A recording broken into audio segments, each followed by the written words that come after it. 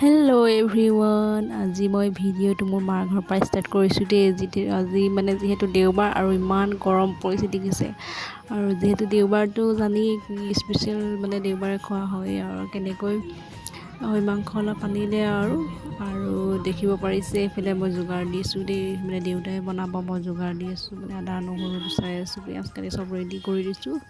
আৰু এইফালে দেউতাইও বনালে আৰু কেনেকাতে গৰমটো যিহে পৰিছে, তাই একদম ব্লেংকেটৰ লৈ বাগৰি শুই গৈছে। মোকো ঢাকি দিছে। এনেকৈয়ে তাই গৰম ঠাণ্ডা কি তাই একো অনুভৱ হোৱা নাই। তাৰপিছত গৰমত যিহেতু গৰম লাগিছে বোলো নেমু পানী অকণে খাই লওঁ বনাই। দেখিছে অকণ বহিলে তাই আহি লাগি থাকে অকলশৰে নেৰে তাৰপিছত দুপৰীয়া সাঁজ এতিয়া খাবলৈ হৈ গ'ল আমাৰ, যিহেতু খাই লওঁ। আৰু এইফালে চব বুঢ়া বুঢ়ী যি মৰম ক'বই নালাগে। আৰু পাছবেলা টাইমতে আমি ওলাই আহিলোঁ অলপ বাহঁতৰ ৰুমলৈ, চাহ পাইছে। আৰু পাছবেলা অলপ ৱেডাৰটো অলপ ভাল কৰিছিলে, একদম ইমান ধুনীয়া বতাহ এজাক মাৰিলে। বোলো যাওঁ এতিয়াই ফুৰি আহোঁগৈ। তো বাহঁতৰ ৰুমলৈ আহিলোঁ। এই ভিনদেউ আছে ৰুমত,